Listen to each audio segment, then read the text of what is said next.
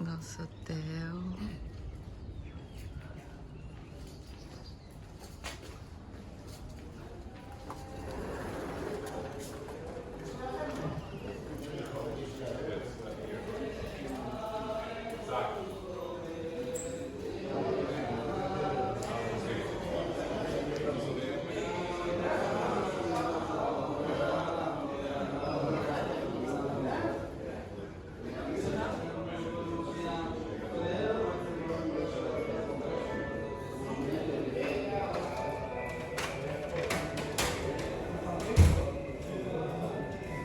Hoje é Shabbat, eles estão como se estivessem na sinagoga.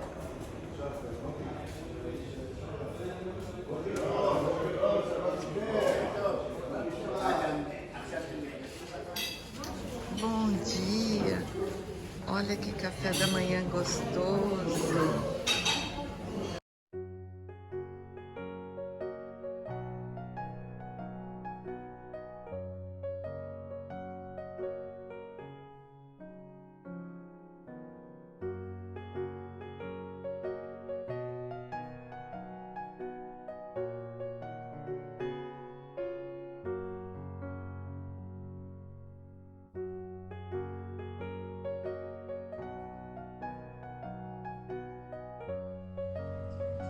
Olha, gente, vida no Mar Morto. Mas tudo irrigado, ó. Tudo com irrigação. Mas é vida.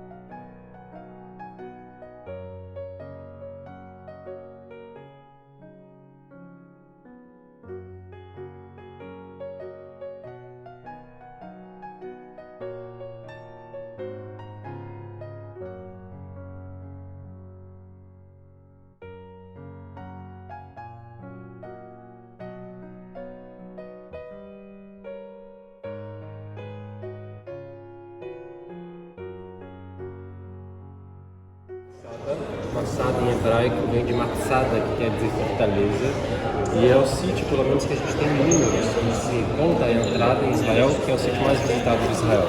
Na verdade, é um dos mais importantes porque é um símbolo nacional e ele também é patrimônio da Unesco pelos campos romanos que a gente vai ver os acampamentos, foi o que deu esse status para a fortaleza, mas também Massada ela entrou na lista para virar uma das maravilhas do mundo moderno, quando teve aquela votação que ganhou e tudo mais. Ia ser bem interessante, porque a gente ia ter as pirâmides no Egito, Massada em Israel e Petra na Jordânia, então ia ficar as três um do lado da outra. Mas de todo modo, nós não ganhamos, mas ainda assim é uma construção magnífica. O discurso de Massada, eu acho que ele é sempre bem relevante para começar a viagem em Israel também, assim como Jerusalém, Primeiro é um discurso que vai tratar da história, de uma história que de algum modo está conectada na Bíblia, por mais que não seja nem citado nos evangelhos ou nas cartas, mas além de ter um período histórico que o Masada ele se trata, né, sobre isso que a gente vai estar falando e visitando aqui, Masada também tem um aspecto político muito importante, porque todo mundo que faz o exército em Israel, ou seja, toda a população tem que passar pelo exército. Quando você termina o seu treinamento básico de 3 meses, você tem que fazer um juramento no Muro das Lamentações e um juramento em Masada. O juramento que a gente faz em Masada é a gente recebendo o nosso livro de oração, o código de conduta, ainda não a arma que você recebe no Muro das Lamentações, mas você vai terminar com um grito, que os jovens gritam: Masada não cairá nunca mais. Flávio José, que é esse historiador, ele vai deixar para a gente, na época de Jesus, todo um relato específico do que acontecia na região. Ele vai ser a nossa única fonte histórica documentada a respeito de Masada. Nem os romanos, ninguém falou de Masada na época, a não ser Flávio José. E Flávio José ele vai fazer toda a história da queda de Israel, começando no ano 66, com a grande revolta judaica, culminando por volta do ano 73 com a queda de Masada. E ele vai terminar o livro a respeito da Guerra dos Judeus, e esse é o nome do livro, Guerras e Atividades Judaicas, com Masada. E quando ele termina o livro de Masada, o que ele vai dizer? Esse mal nos sobreveio porque nós estávamos desunidos como povo. Isso quer dizer que a desunião de Masada, a desunião simbolizada em Masada, é aquilo que levou à destruição de todo o país, e assim ele encerra a sua obra. Então, quando um soldado ele vem para cá e ele grita Masada não cairá nunca mais, ele está basicamente dizendo não que a gente vai pegar em armas e sair fazendo guerra com todo mundo, mas que não vai ser a nossa desunião que vai mais uma vez causar a nossa destruição. Porque realmente a sociedade que Jesus vivia no período de Masada era uma sociedade extremamente complexa. A gente vai revisitar isso em Qumran, mas existiam cerca de 40 sectos do judaísmo, 4 principais deles, e existia um secto extremamente problemático, que eram os zelotes. Okay? Dentro desse grupo de zelotes, que era eu traria para o português como que fundamentalistas religiosos com aspecto político muito forte. Então, por exemplo, a primeira vez que eles aparecem na Bíblia vai ser quando lá em Nazaré, Jesus se declara como Messias e fala que esse pessoal descobriu isso e vai levar Jesus para uma montanha para empurrar ele e tentar matar Jesus. Jesus foge e tem que se estabelecer em Cafarnaum. Agora, dentro dos zelotes existia um grupo específico, que era um grupo chamado de sicários. Provavelmente vocês já ouviram esse termo em português, que é um matador de aluguel ou algo parecido. Vem do sicara, que no latim era uma pequena adaga, que eram judeus que, cansados da ocupação romana, eles faziam parte dos zelotes e eles decidiram colocar um alvo nas autoridades romanas, e eles andavam debaixo das suas vestes com adagas escondidas, e no meio da multidão matavam o soldado romano e depois já desapareciam. Eram assassinos profissionais. E vai ser esse grupo basicamente que vai tomar Masada. Então hoje vocês vão ver no filme que Masada ela tem um simbolismo assim nacional, principalmente porque mostra não um povo judeu como no Holocausto, que foi levado como ovelha muda para o matador, mas um povo proativo, um povo que luta pelo que é seu, que tenta a sua soberania. Então é um símbolo de patriotismo, é um símbolo nacional. O que eu acho bonito, mas existe uma história negra por trás de Masada também, porque os sicários não era flor que se cheirasse. Era gente que, eles tinham seus objetivos comuns a toda a nação, mas os seus métodos eram, no mínimo, assim, questionáveis. De modo que, quando Jerusalém é destruída no ano 70, um grupo de sobreviventes dos zelotes, eles vão fugir para essa fortaleza que vocês estão vendo no platô, em cima dessa montanha, tá bom? É uma formação rochosa natural, e isso é interessante porque quem que seria o louco de construir algo no meio do nada, no deserto da Judéia, onde a gente vai ter cerca de 50 milímetros de chuva anuais, no topo da montanha lá atrás, não na região do mar onde a gente está, e basicamente não chove aqui. Só tem uma pessoa que ia fazer isso, Herodes. E a gente vai revisitar essa história porque Herodes ele vai fazer isso por uma questão de segurança. Ele precisava ter a sua segurança aqui, mas depois que Herodes morre, não tem mais interesse de outros governantes de permanecer nessa região. Então o que eles vão fazer? Vai estar vazio. Os sicários vão entrar e eles vão conquistar aquilo ali com pouca resistência romana e vão ficar ali cerca de 3 anos. Quando a notícia chega em Roma, era uma grande humilhação. Por quê? Porque, assim, era como Romanos e Herodes, ele propagava, né, a grandeza de Roma com as suas construções. Agora isso estava na mão de rebeldes.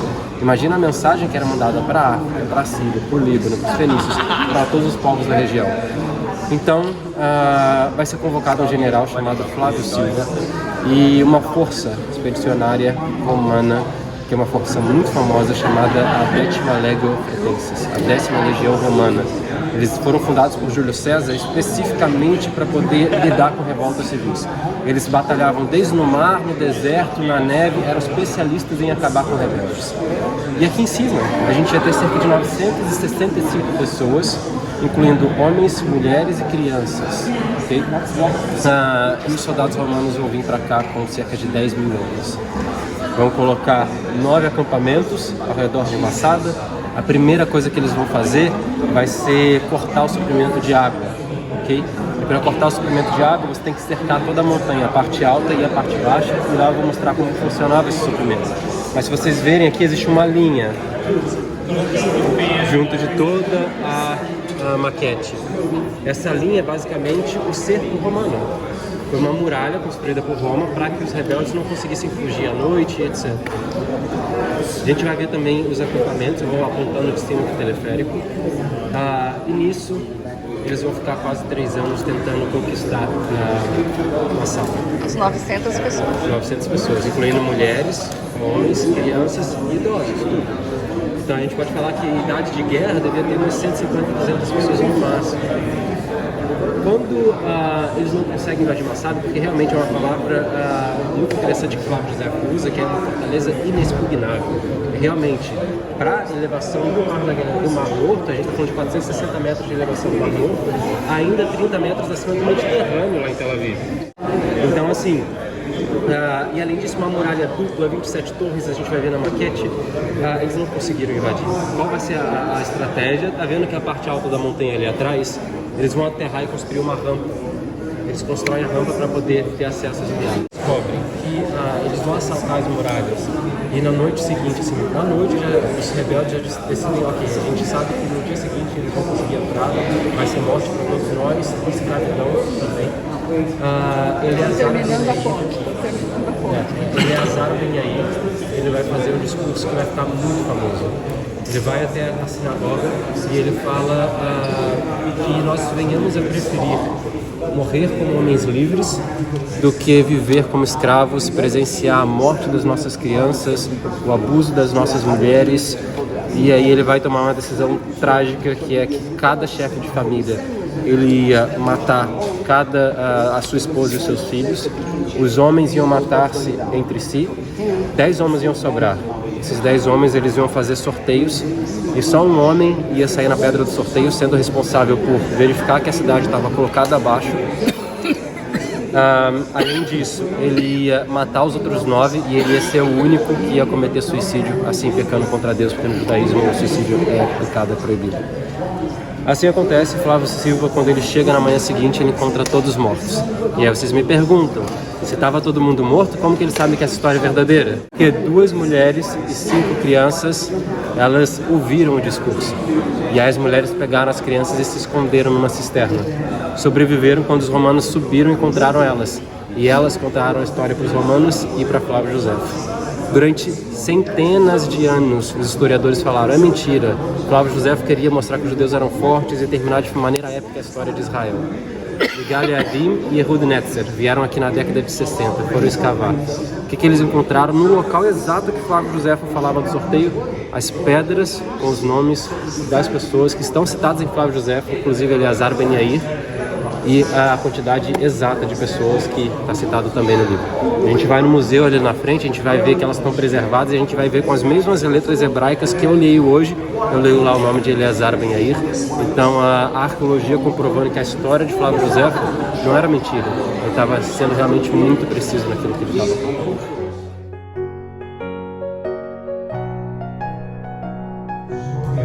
The talented historian and writer Josephus Flavius wrote about almost 2,000 years ago. His account contains all the elements of a fantastic drama in which Jews, Romans, and idealists would stand on the mountain and read Josephus Flavius' description of the account, and everyone around him could actually hear the echoes of the fighting. Or we could start the quest with King Herod. Herod, who ruled under the auspices of the Romans, built himself a magnificent fortress here on the mountain, which was to be his sanctuary in troubled times. And believe me, he really had troubles. Herod, like any other king, built his palaces to the highest standards of his day. One of them is this Western Palace. Herod's architect was probably a short guy. Here he built himself a bathhouse, and he would put his lamp here and enter his bath. What can I tell you? This king loved the good life. Until now, we spoke about Herod. It wasn't the splendor of Herod's style that made Masada what it is today. The year is 66 AD. The Jews rebel against the Roman Empire.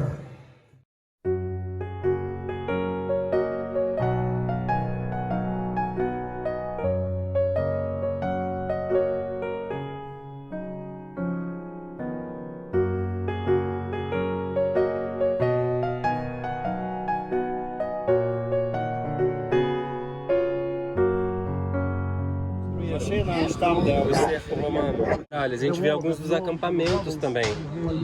Ali era um acampamento romano. O estacionamento de ônibus é outro acampamento romano também. Como esse, a gente tem 9 ao redor de toda a cidade. Na verdade, foram esses acampamentos que deram o título de World Heritage Site, de patrimônio da humanidade para o sítio de Massada.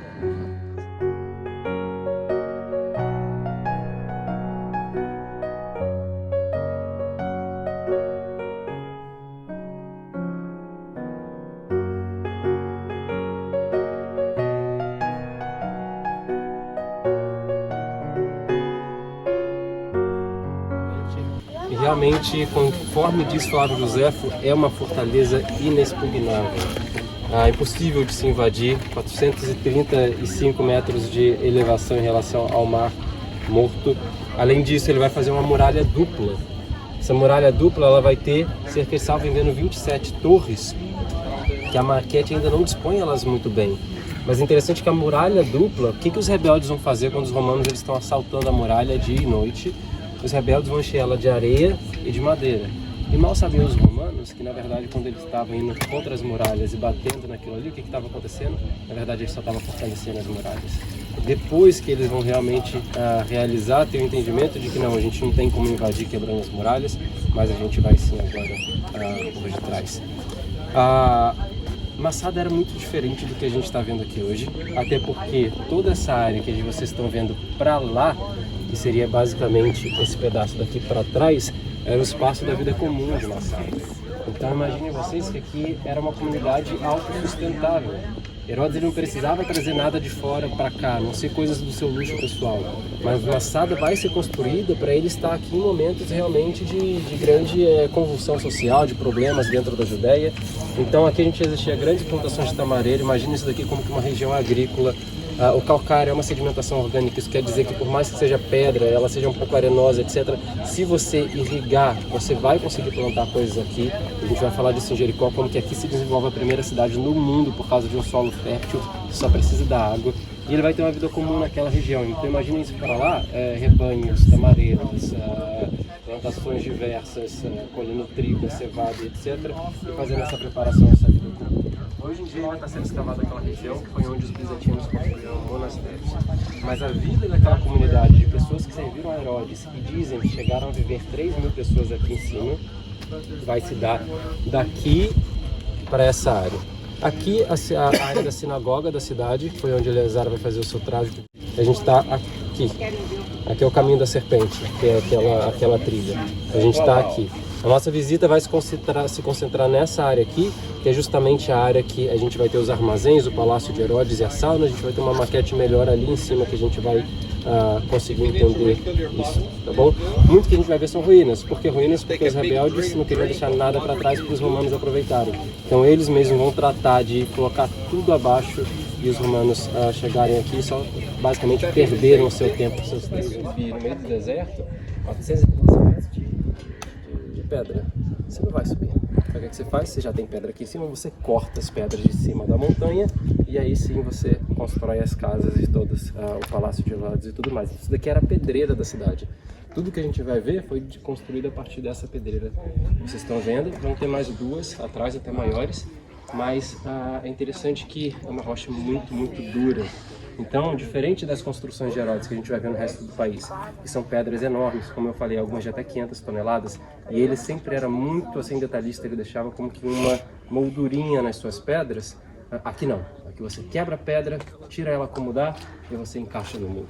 Vocês vão ver que são pedras e você fazia o que tinha que fazer, mas tudo que é da linha preta para baixo é como estava quando os arqueólogos chegaram. O que é da linha preta para cima, quando os arqueólogos colocaram de volta para a gente ter uma ideia mais ou menos de como funcionava. Vamos entrar na casa do comandante.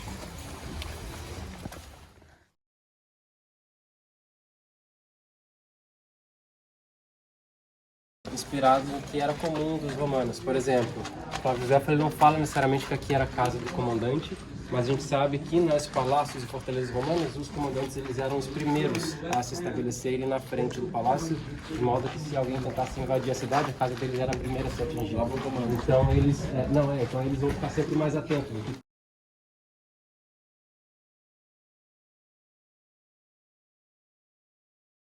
Tudo da linha preta para baixo, o original, da linha preta para cima é reconstruída pelos arqueólogos. Agora, isso quer dizer que esses frescos eles são originais, no sentido de que nos últimos 2000 anos, no calor do deserto, no sol, nas tempestades de areia e tudo mais, tudo aqui sobreviveu, é souvenir da boa, realmente é algo de muita qualidade. Até porque a gente sabe que eles tinham por costume fazer uma mistura de tinta que vinha do Egito, mas também utilizar cinzas vulcânicas do Vesúvio.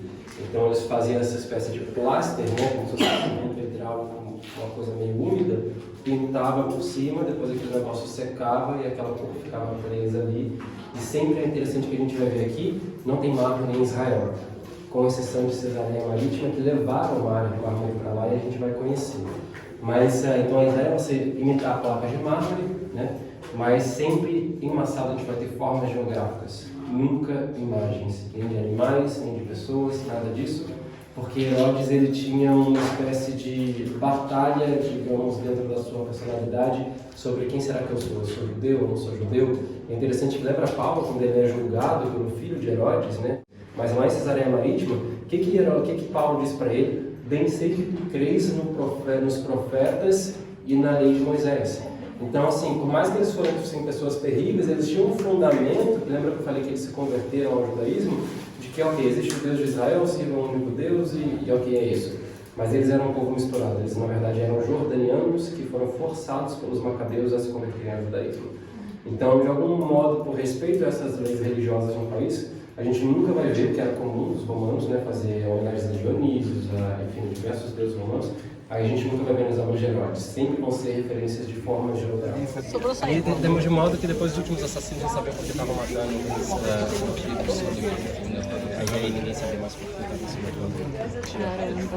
No final da palavra, José, de algum modo, registra isso e descobre essa matéria e a história se espalha, de algum motivo que a gente não sabe.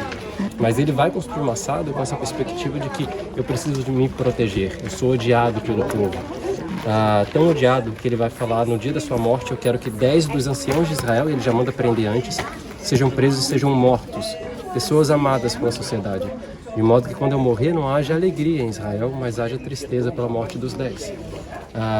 Acontece algo que é muito diferente, porque a irmã dele libera os 10 e realmente a festa em Israel, feriado nacional, e beleza, pode morrer.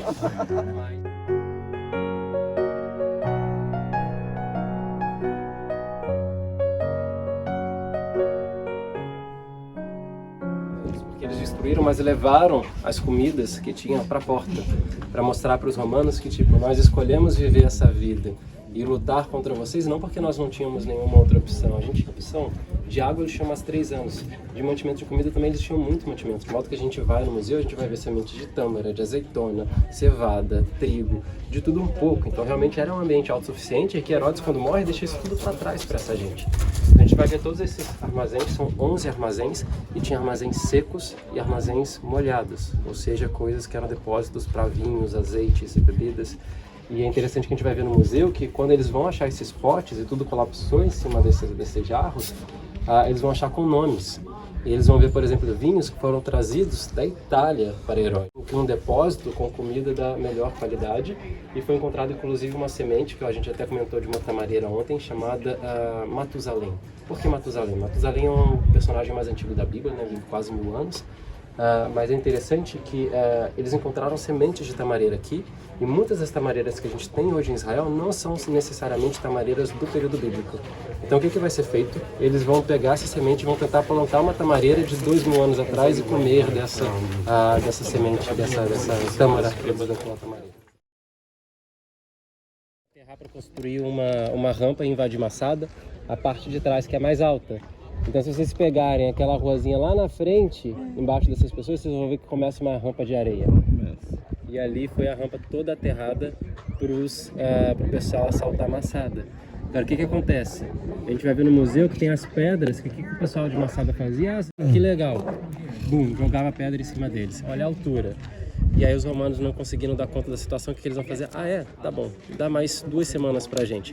Foram lá em Jerusalém, buscaram os judeus que estavam escravizados lá, trouxeram para a rampa e falaram: agora vocês constroem a rampa aí de areia.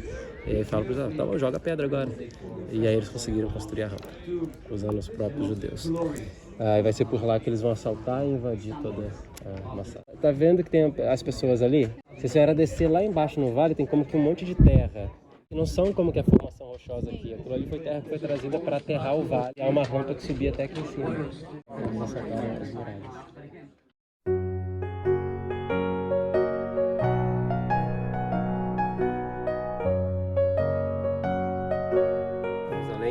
Só chove, as estações são extremamente bem definidas aqui, então chove final de novembro, dezembro, janeiro e um pedaço de fevereiro. Quando chovia lá, e aqui não chove, lá a gente tem 300 milímetros a 350 anualmente, e não só mais para trás de Jerusalém chove até mais, as colinas da Judéia, e aqui não chove. Então Herodes sabia que chovia lá, a água batia, ela escorria na direção do mar. O que ele vai fazer? Construir como que canais, aquedutos, e na chuva, nas colinas da Judéia, vocês vão ver que a água ela era canalizada e era levada então para dentro das cisternas que estão cercando toda a fortaleza de Massada. Um ano, a chuva de um dia, 3 anos eles tinham água aqui. Então a primeira estratégia dos romanos, aqui embaixo, vai chegar lá nos altos das montanhas e quebrar isso tudo aqui no meio para não deixar eles terem acesso mais à água, senão nunca ia ter fim, entende? Mas esse era o grande esquema para Herodes, ele ter água no meio do deserto.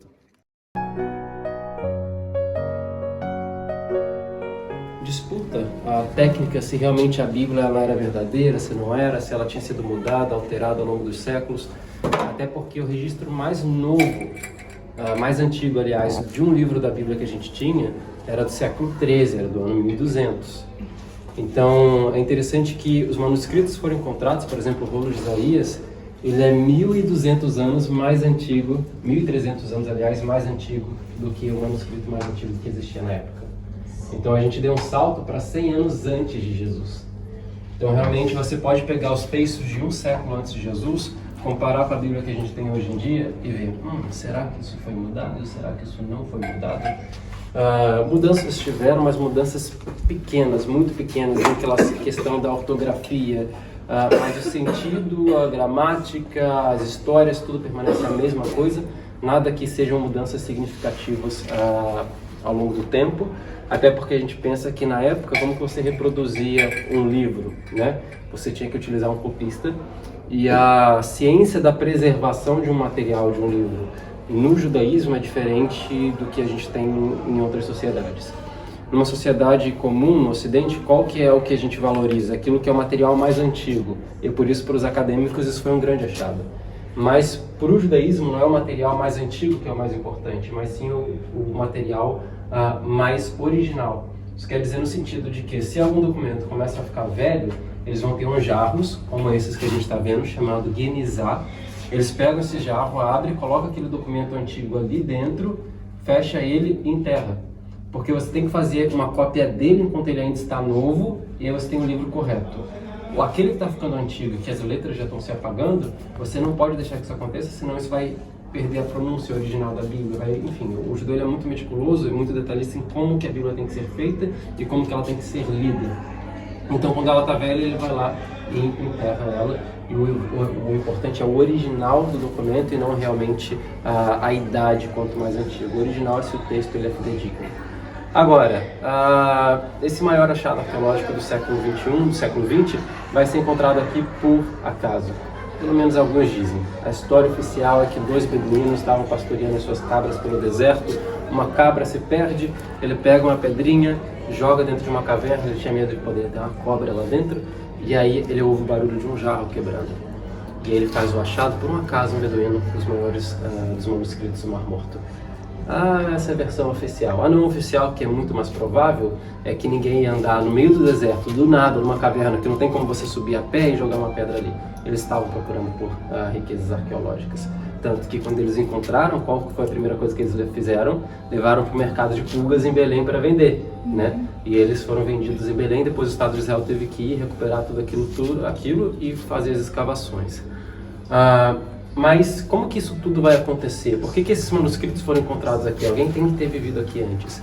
Então, a história, que muito vai ser citada por Flávio Josefo também, é que os essênios, esse grupo que fazia parte desses 4 grupos predominantes do judaísmo na época de Jesus, eles vão viver no deserto, e no deserto eles vão se ocupar de fazer cópias da Bíblia. Mas os romanos estão para destruir Jerusalém, e os romanos vão passando do norte ao sul de Israel, destruindo todos os vilarejos no caminho também. E uma das coisas que vai acontecer é que os essênios, sabendo dessa destruição iminente, eles pegam esses livros que eles tinham escrito, colocam dentro de um jarro e escondem dentro das cavernas. Uma outra possibilidade que os cientistas falam é que isso daqui, na verdade, era a biblioteca do Templo de Jerusalém. Só que não faz muito sentido, porque os livros que foram encontrados aqui são grandes achados arqueológicos. Mas a gente tem fragmentos de outros livros da época de Jesus também. E a gente sabe que os escribas que estavam aqui não eram escribas de muita qualidade. Na verdade, as letras se constavam, a caligrafia não era das melhores. Então era gente que realmente se dedicava a fazer isso por um comércio, mas por um sentido religioso e não para atender o templo. Então realmente faz muito sentido de que eles guardaram porque os romanos estavam, tá bom? Nessas escavações, todos, com exceção do livro de Esther. Mas existe um comentário do livro de Esther. O livro de Esther é considerado o menos sagrado de todos na Bíblia, porque é o único livro da Bíblia que não aparece o nome de Deus.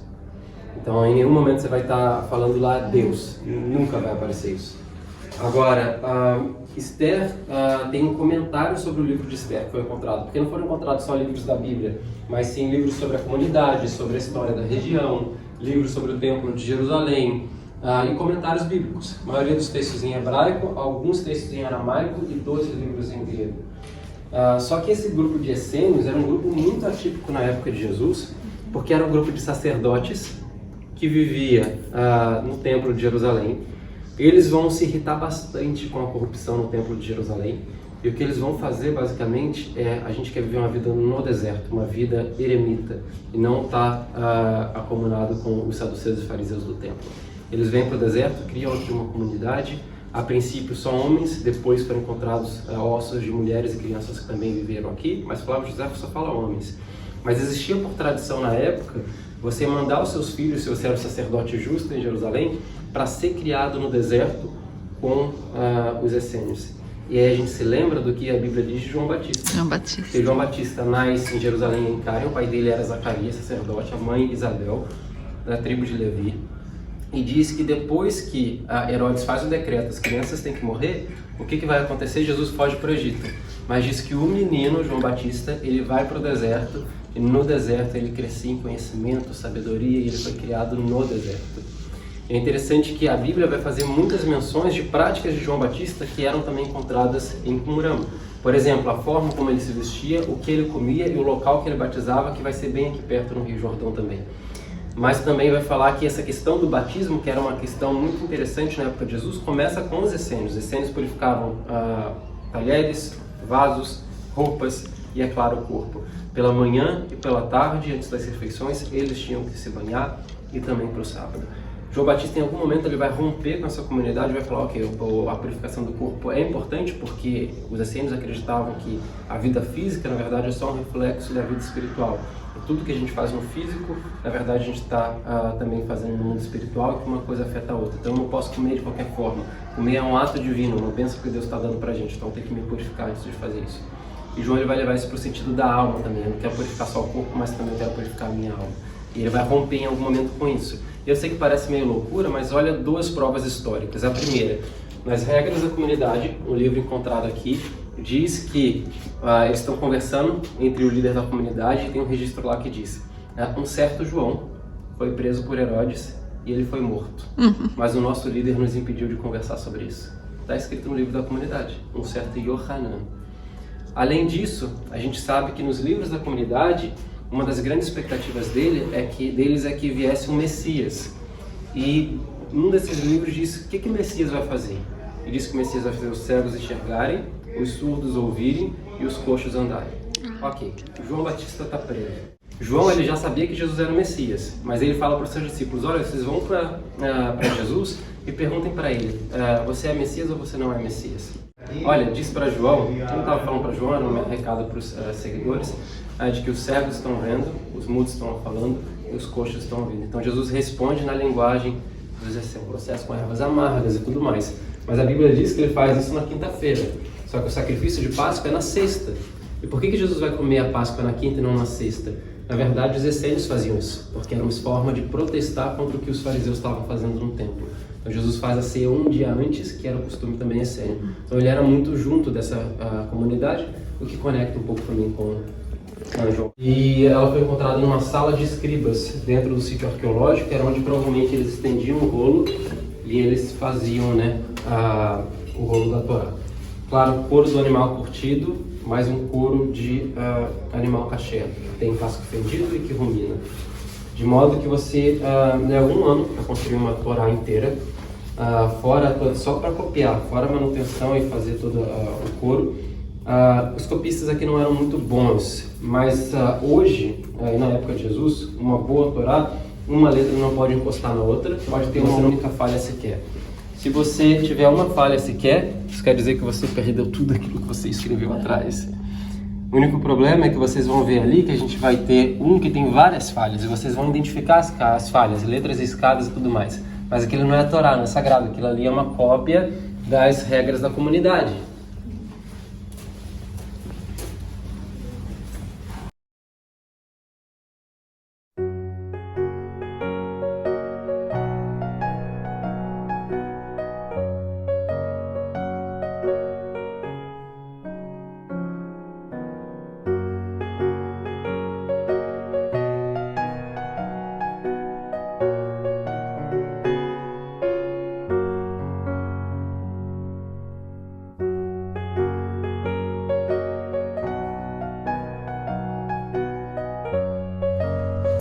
A história de Flávio José, tanto em Guedes quanto em Massada, haviam sobreviventes depois do ano 70, e o grande problema é que os zelotes lá queriam que eles se envolvessem no conflito também, e o pessoal aqui, eles não estavam muito afim de que isso acontecesse, eles eram dedicados à vida religiosa. Nesse sentido, por isso que eu falo que eu não gosto muito dos sicários e que eles podiam pegar aqui e voltaram para Massada. Então os zelotes, que hoje são celebrados no filme, fizeram um grande massacre aqui também. Mas, ok, o que a gente vai vendo, vai andando aqui, a gente chegou a ter 3.000 pessoas vivendo no meio do deserto aqui.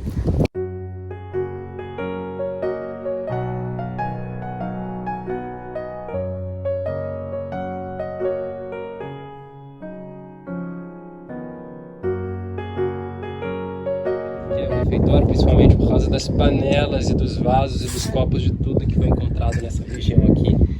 Para os essênios, comer era algo sagrado, extremamente sagrado, de modo que eles comiam sempre todos juntos, e vocês vão ver que sempre a disposição, a questão de comer, ora et labora, lembra dessa bula de como começa a vida monástica e eremita no deserto? A proposta essênia é muito similar com a proposta do quarto século, que vai começar com São Gerásimo, né? E por isso que eu queria levar vocês no monastério de Gerásimo, quando os cristãos começam a criar os primeiros monastérios também. Como que eles surgem? Numa perspectiva de uma igreja que antes era um povo perseguido periférico e que agora aquela igreja é uma religião de Estado. E a igreja que agora tem o poder, tem a riqueza, né? E aí aquele grupo de cristãos mais devotos decide sair de dentro disso e falar, não, a gente quer uma vida diferente. A mesma coisa vai acontecer com os essênios e eles vão também, todos eles, se estabelecer na mesma região, inclusive no deserto. De modo que alguns historiadores vão falar que aqueles primeiros cristãos que vão ser eremitas e ter a vida monástica, eles vão se inspirar muito no que aconteceu aqui. Não só porque escolhe o mesmo lugar, mas porque a filosofia dos essênios era você trabalhar, você cultivar a terra ao seu redor e ser autossuficiente, mas você também se dedicar à vida religiosa. A refeição é um momento mais importante e interessante que no livro da comunidade eles definem como que era feita a ceia de Páscoa dentro desse refeitório. E diz que existia uma cerimônia onde eles falavam que este é o pão e este é o corpo do Messias, este é o vinho e esse é o seu sangue. E que e que chega o dia que nós comeremos dele junto com o Messias. E a gente entende muito de um Jesus que ele vai surgir aqui, ele vai, não aqui, mas em Jerusalém, e ele pega o pão e ele diz, esse é o meu corpo que eu dei por causa de vós. E ele vai dizer também, esse cálice é o cálice do meu sangue, né? Então, não sei se vocês já estudaram um pouco também de como funciona a ceia judaica, mas tem 4 cálices do suco de uva. E você até entende quando lê a Bíblia que vai falar que no primeiro momento Jesus toma o vinho e diz lá nos evangelhos, e depois diz que tomando o cálice, ou seja, ele tomou o vinho 2 vezes. Existiam 4 cálices, o mais importante era o último é chamado cálice de Elias, porque até hoje os judeus eles abrem a porta de casa no último momento da Páscoa e eles cantam uma música, né? Eliyahu Hanavi, Eliyahu Hagiladi, Eliyahu, e diz que pede que Elias venha e beba daquele cálice, porque está escrito que Elias ele vai preceder o Messias. João Batista ele vai vir com o espírito de Elias, diz os evangelhos, né? Mas Jesus ele toma desse cálice meio que se anunciando também como o Messias. Muito de uma tradição que começa também nos essênios, basicamente dentro desse refeitório. Outra coisa que eles faziam, que eles falavam que comer era um ato divino, e no Deuteronômio está escrito que você vai comer, vai se satisfazer e você vai dar graças ao Senhor seu Deus. Então, por exemplo, os católicos eles fazem um benedictus, né, na alimentação, mas muita gente hoje reza antes de comer e não depois de comer. A Bíblia fala para rezar depois de comer quando estiver satisfeito. Só que eles começam uma tradição também de rezar antes pela comida. Então diz a Bíblia, quando Jesus pega o pão, ele fala, tomando o pão, deu graça e disse, esse é o meu corpo. Então Jesus ele também fez uma oração antes de comer. E a oração que eles fizeram, que Jesus fez, é a mesma que se faz até hoje em Israel. Baruch atah Hashem Elokeinu melech haolam hamotzi lechem min haaretz. Acabou. Bendito és tu, eterno nosso Deus, que nos dá o pão da terra. E aí come o pão. Então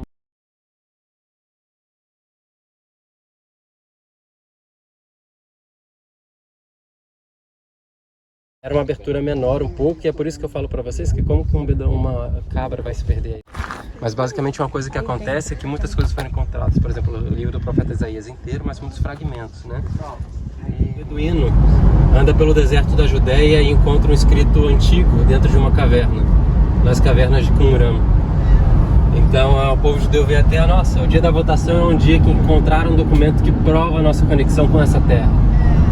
Mas a partilha vai ser no dia 29 de novembro, mas até 1994 não houve uma Palestina de fato, por diversas questões. A Jordânia invade, depois tem guerra com Israel. Em 1994, para quem lembra, foi a primeira vez nos tratados de Oslo, onde judeus e palestinos eles vão sentar e eles vão conversar, definir o que é Israel, definir o que é a Palestina. É aquela foto clássica, a imagem clássica de Yitzhak Rabin, Isaac Rabin e Yasser Arafat apertando as mãos na frente da Casa Branca.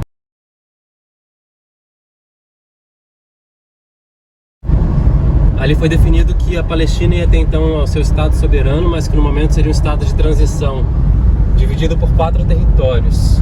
Um território chamado Área A, que é onde a gente vai entrar agora. A Área A ia ter um controle militar palestino e governamental palestino. A Área B, que ia ser um controle governamental palestino, mas militar israelense, provisório até que se controlasse ali os terroristas e etc. E a Área C, que era a área onde ia ser Palestina no futuro, mas ia ser controlada por enquanto pelo governo de Israel e também pelo pessoal militar israelense. Em 1995, Isaac Rabin, primeiro-ministro de Israel, foi assassinado em Tel Aviv, e depois disso os acordos de paz começaram a se desfazer por causa de algo que foi chamado também a Intifada, né? O grande levante árabe contra os israelenses. Aqui a gente vê a área A, entrada proibida para cidadãos israelenses.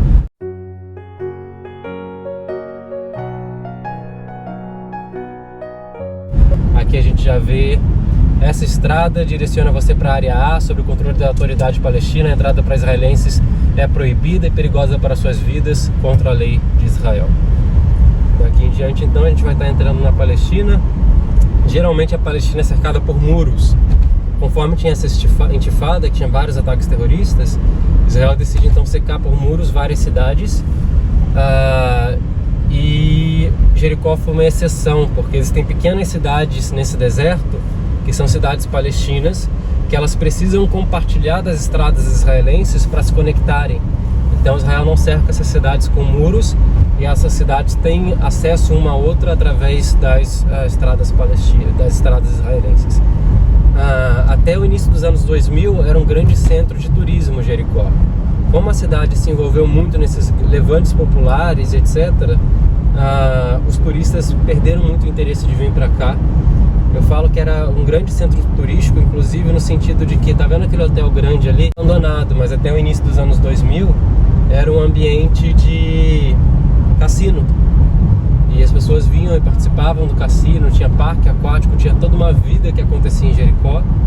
Mas a cidade foi morrendo, cada vez mais morrendo e perdendo muito do seu turismo, né? Então hoje eles estão tentando se recuperar, teve um novo hotel construído mais na frente, mas é uma cidade que vive muito tanto do turismo ainda, como da agricultura. Quando a gente falar do sítio arqueológico da cidade mais antiga do mundo, que é Jericó, a gente vai estar falando então de uma cidade que ela vai ser historicamente por quase 8.000 anos referência na agricultura, no plantio, e por isso ela continua sendo assim. Mas outra coisa é que tem uma bolha imobiliária agora em Jericó, por incrível que pareça, tem gente querendo vir morar aqui, porque da mesma forma que Massada era o palácio de inverno de Herodes, também Jericó é o palácio de inverno dos árabes israelenses, porque o árabe israelense não tem medo de entrar aqui. A gente vê placa de Israel, placa branca palestina, placa amarela israelense. O árabe que tem cidadania em Israel, ele vai entrar e sair aqui tranquilamente. Olha, uma escola da ONU, da Unicef.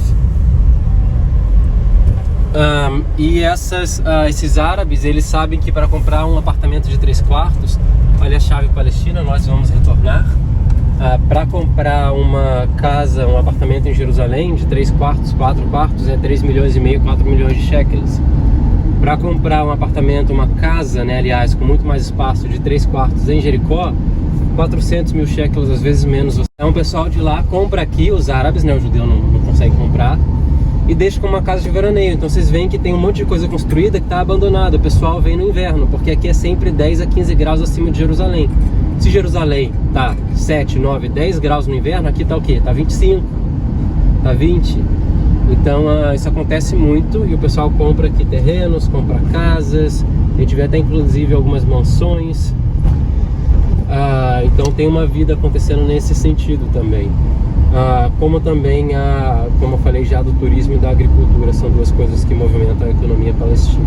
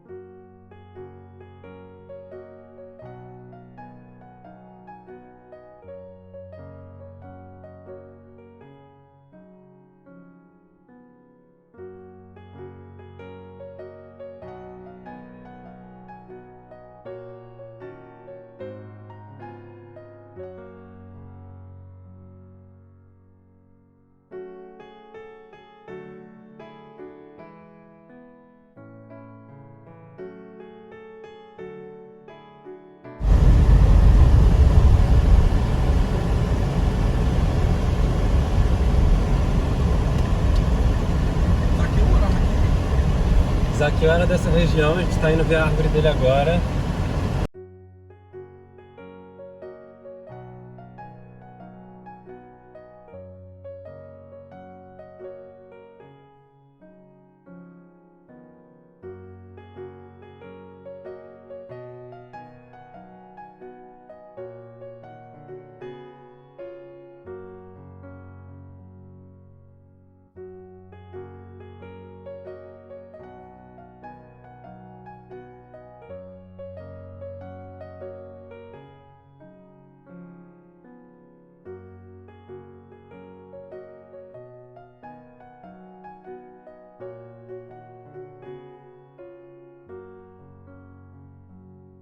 Tem um monastério, tá vendo que tá descendo o teleférico ali? Que é cá. Em cima dele tem um monastério junto à montanha. Inclusive, eles têm um voto de silêncio, por isso só tem homens ali, não tem mulheres. E mulher, na verdade, nem entra, só homem. E ali Deus pode que eles se lembram desse momento, né? Então, duas das tentações de Jesus teriam acontecido aqui em cima, que estaria falando transforma essas pedras em pães, né? E também Jesus responde nem só de pão viverá homem, mas de toda palavra que procede da boca de Deus. Mas também quando Satanás, levando ele num alto monte, o mostra os reinos do mundo, né? Então já a terceira tentação, a número 3, seria no pináculo do templo de Jerusalém, lança-te daqui. De Hebreus, porque Deus chama Abraão de o Hebreu, em hebraico Haivri. E por que Haivri? Haivri em hebraico quer dizer aquele que atravessa, aquele que vai além. Porque número 1, Abraão ele ia além das dificuldades da vida. Ele não aceitava o não como resposta, ele se abatia, mas ele continuava guerreando, continuava persistente na sua missão. Mas acima de tudo também por causa de uma perspectiva geográfica. Abraão ele era o hebreu porque ele vai nascer lá em Ur dos Caldeus, atual Iraque, antiga Babilônia, e ele vai atravessar o rio Tigres, o rio Eufrates e vir para a terra de Canaã. Então, porque ele era aquele que atravessava os rios, ele é chamado de o hebreu, aquele que atravessa, atravessador, né? Então, os patriarcas eram todos nômades, e essa vai ser uma grande mudança de chave na perspectiva dos hebreus para poderem conquistar a Terra Santa, porque se eles estavam no Egito, você é escravo, mas você sabe que você vai ter o que comer e o que beber. Até porque o rio Nilo ele vai ter o período que ele está baixo e o período que ele está mais cheio, mas ele vai estar sempre lá o ano todo. Já na Terra Prometida, não. Terra Prometida você é refém, você é escravo da chuva. Então por isso que a gente vai ver as festas dos judeus eram festas agrícolas. Então eles tinham que ir para Pessah, Shavuot, Sukkot, Páscoa, Pentecostes, Tabernáculos e oferecer a primícia da colheita. E em Tabernáculos pedir pela chuva. E Deus falava, se vocês forem justos, fizerem sacrifícios, for fiel aos mandamentos, a terra terá chuva e ela dará o seu fruto. Se vocês não fizerem isso, a terra não vai ter chuva e não vai dar o seu fruto. Então a vida que eles iam ter aqui seria uma vida muito mais de dependência na agricultura, mas também na chuva. Porque se você tem chuva, se você tem orvalho descendo no Hermon, o Rio Jordão funciona, o Mar da Galileia funciona, os Uvades, que são esses rios do deserto, vão funcionar, mas se você não tem chuva, nada acontece aqui. Então é um pouco da realidade histórica que esse povo vai encontrar quando eles estão descendo para a Terra Prometida, né? Olha, agora nós estamos no Mar Morto. Ó. Olha como é que eu tô. Você tá boiando, Luiz? Eu tô boiando, ó. Sério? Todo E eu tô... Peguei ó, Gê, ó. Totalmente boiando, né? Nós estamos bem no rasinho. E eu tô sentada. Água muito salgada. E ó, pensa assim que eu tô falando que água salgada tá aqui, ó. E não derrete, né? Muito legal, ó, as pedras.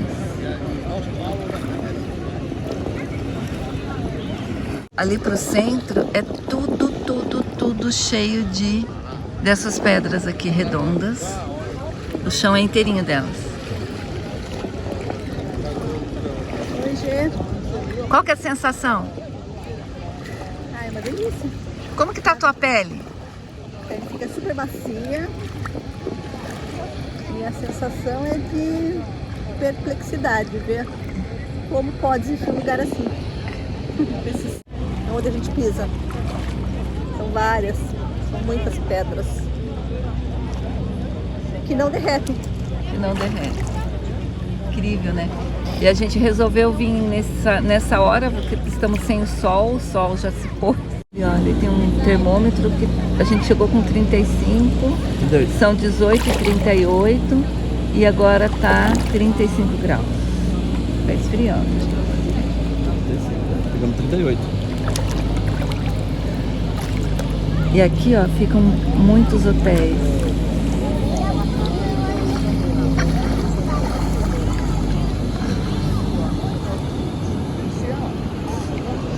Tá vendo? Há muitos hotéis, cabanas. Acho que de dia as pessoas ficam ali. Todos que protegem.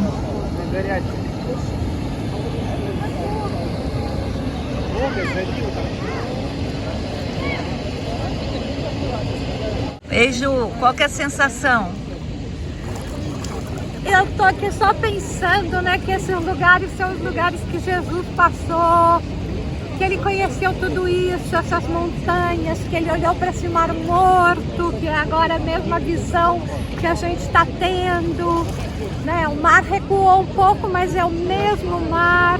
E aí ver essas pedras aqui, né, quer dizer que não dá vida, mas dá um produto tão valorizado no mundo, né? Então é uma vida mineral, né, de alguma forma. E a pele é como se você tivesse passado óleo. Então, assim, eu tô sentindo um óleo na pele. Eu tava com uma feridinha no pé e quando eu coloquei, ardeu muito, muito, muito. Então, eu acho que talvez cicatrizou, talvez, não sei. Eu vou provar na frente de vocês. Não é só salgada, ela é como se fosse uma coisa esquisita, um enxofre. Não que ela... É esquisito, muito esquisito. E aqui, ó, no começo tem areia, mas ali pro fundo é só sal. Então são bolas pequenas e vai aumentando de sal. Que lindo. Esse é o sal.